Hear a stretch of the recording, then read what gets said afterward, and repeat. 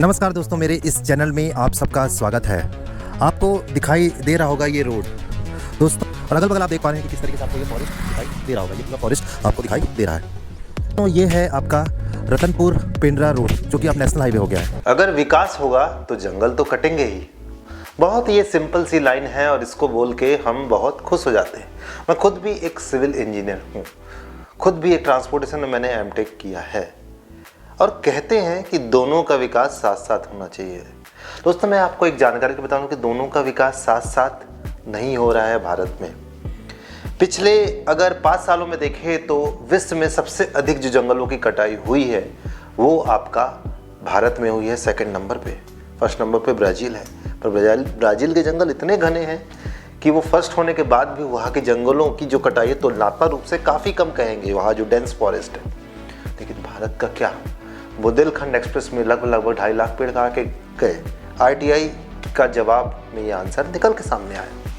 आज के इस वीडियो पर हम देखेंगे कि NH45 मेरा चाइल्डहुड प्लेस, बचपन का प्लेस पेंड्रा रोड, अचानकमार अभ्यारण्य अगर आप मैप पर देख पा रहे हैं तो किस तरीके से कोटा जो है बिलासपुर के पास, कोटा से केवची होते हुए पेंड्रा जा सकता है या अमरकंटक जाया जा सकता है। ये अभी आपका जो है रेस्ट्रिक्टेड हो गया है, मतलब पर्टिकुलरली नॉर्मल रोड हुआ करता था, बट चूंकि अभ्यारण्य के बीचों बीच से गुजरता है तो अब इस पे रोक लगा दी गई है। 5 बजे के बाद अब एंट्री नहीं ले सकते। गांव वालों की बात अलग है, और कई गांव भी शिफ्ट कर दिए गए हैं। इसकी पूरी इन्फॉर्मेशन अभी नहीं है, लेकिन 10, 12 साल, 15 साल से ये चल रहा था। तो इसका एक अल्टरनेट रोड था आपका रतनपुर से लेकर केवची अमरकंटक होते हुए। ऑलरेडी ये 2 लेन था पहले से, बहुत पहले 2004 में आपका PMGSY आपका रोड था। उसके बाद फिर ये स्टेट के अंडर में आया, और उसके बाद अब ये नेशनल हाईवे बन गया है रतनपुर से केवची के बीच। अब देख पा रहे हैं, वीडियो में शेयर कर रहा हूँ उसी का है। इसको नेशनल हाईवे बना दिया गया। अब नेशनल हाईवे की जो अकॉर्डिंग टू पॉलिसी कि उसको इतना कर्व देना है, बीच में पेड़ आ रहे हैं तो भी इसको काटो, ठीक है। कोई गाँव आ रहा है तो बाईपास बना दो, ठीक है, सेफ्टी के लिए बहुत ज़रूरी है। बट अचानकमार अभ्यारण्य एक बायोस्फीयर, एक बहुत रेयर स्पीसीज़ वाला इलाका है, और आप यहाँ पर पर्टिकुलरली कुछ जगहों पर डिफॉरेस्टेशन अच्छे से किए हो। टर्निंग आ रहा है तो उसको कर्व को स्मूथ करने के लिए जो ऑलरेडी एग्जिस्टिंग रोड है उससे ना निकाल के कहीं और से निकाल रहे हैं। मैं खुद भी IRC गाइडलाइन के अनुसार प्रोजेक्ट को पढ़ता हूँ, उसकी तैयारी करता हूँ, या कोई रिपोर्ट आती है तो उसके अनुसार ही हम काम करते हैं। लेकिन यहाँ पर ऐसी क्या ज़रूरत आन पड़ी कि आप पूरी तरीके से उसको फॉलो करिए। ऑलरेडी 2 लेन का रोड है, ट्रैफिक इतना कम है। एक छोटी सी रिपोर्ट, उसको ज़रा देखिए। नमस्कार दोस्तों, मेरे इस चैनल में आप सबका स्वागत है।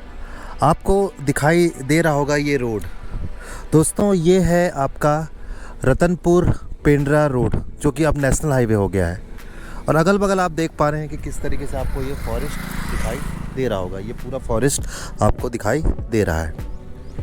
एक बड़ी विडंबना है, बड़ा विरोधाभास है।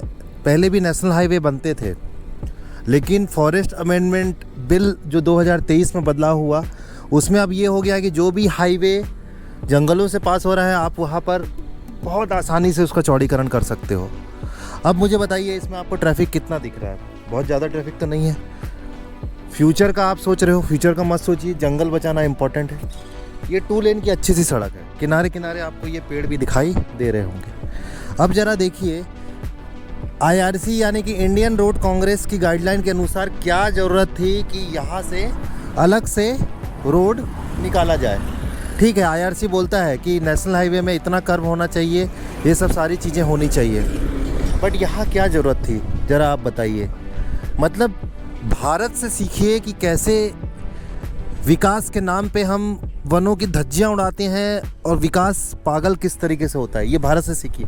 कोई ज़रूरत नहीं है इस कर्वेचर में। नॉर्मल आप साइन बोर्ड दे दीजिए, ट्रक धीरे हो जाएंगे, कार धीरे हो जाएंगे, लेकिन नहीं, आपको कंफर्टेबल जर्नी के लिए पूरे ये जंगलों को नुकसान पहुंचाना है।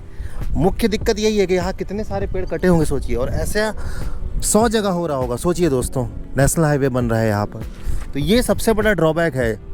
तो मैं यही सोचा कि इसको वीडियो के माध्यम से आपके सामने ज़रूर लाना चाहिए। और हम इसमें सोचना छोड़ दे रहे हैं, जबकि पहले भी कई नेशनल हाईवे ऐसे जगहों से गुजरे हैं जहाँ पर सिंगल लेन में ही काम चलता था, क्योंकि फॉरेस्ट अधिनियम काफ़ी सख्त था। लेकिन 2023 के बाद कंडीशन काफ़ी ख़राब हो गई है। ज़रा देखिए, कितने पेड़ों को नुकसान पहुंचा है? ऐसा कई जगह हो रहा होगा। आपने दोस्तों देखा कि इस रिपोर्ट से आपको अंदाज लग गया होगा कि कैसे एक स्मूथ कर्व देने के लिए काफ़ी पेड़ों की कटाई की गई। ऐसा 50-60 जगह हो रहा है। तो ये कैसे फिजिबल हो गया ये प्रोजेक्ट, जबकि वहाँ पर ट्रैफिक भी नहीं है। अगर आप देखेंगे कि एक पेंड्रा के लिए अलग से रास्ता कटा है और पेंड्रा से लेकर केओची तक जाएंगे तो आपको उसमें से एक आध दो ट्रक भी नहीं दिखेंगे, लेकिन उसको नेशनल हाईवे बना दिया गया। क्या है ये? मतलब हम फिजिबिलिटी स्टडी नहीं कर रहे हैं, हम जंगलों के बारे में नहीं सोच रहे हैं यहाँ पर, जबकि वहाँ कुछ खास ज़रूरत नहीं है।